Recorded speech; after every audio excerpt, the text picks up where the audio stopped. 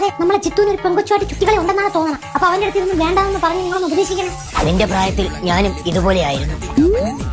അപ്പൊ ചന്തയൊളിച്ചിൽ പാരമ്പര്യമായിട്ട് കിട്ടിയതാണല്ലേ? കോളേജിൽ പോയാൽ പഠിച്ചിട്ട് മാത്രം വരണം, അല്ലാതെ തിരിച്ചു വരുമ്പോ കോളേജും കൂടെ തലേ ചുമന്നുകൊണ്ട് വരാൻ പറ്റൂലല്ലോ. ഞാൻ കോളേജിൽ പഠിച്ചിരുന്ന സമയത്ത്, എവിടാ? ഞാൻ 8ാം ക്ലാസ്സിൽ പഠിച്ചിരുന്ന സമയത്ത്, എങ്ങനാ? ഞാൻ അംഗനവാടിയിൽ കഞ്ഞി കുടിക്കാൻ പോരുന്ന സമയത്ത് എനിക്കൊരു പ്രണയമുണ്ടായിരുന്നു. അതായിരുന്നു എന്റെ ആദ്യത്തെ അവസാനത്തെ പ്രണയം. അപ്പൊ താഴത്തെ വിലാസിനി മാമി, സോറി, ടോട്ടൽ 2 പ്രണയം. തെക്കേലെ സൈലന്ദ്രി മാമി 3 പ്രണയം. അപ്പൊ വടക്കേലെ സുലോചന മാമിയാ 4. നമുക്ക് ആ ടോപ്പിക് തന്നെ വിടാം, പുല്ല് പറയണ്ടായിരുന്നു. നിങ്ങൾക്കറിയാലോ, എനിക്ക് 2 മക്കളാണുള്ളത്. ആരൊക്കെ അത്? അത് നിങ്ങൾ രണ്ടുപേരല്ലേ? തന്നെ പെൺകുട്ടികളെ പ്രണയിക്കുമ്പോൾ നോക്കിയും കണ്ടു വേണം പ്രണയിക്കാൻ. വാ, അല്ലെങ്കിൽ നിങ്ങളെ അമ്മയെ പോലുള്ള ഒരാൾ ഇവിടെ വന്ന് കയറും.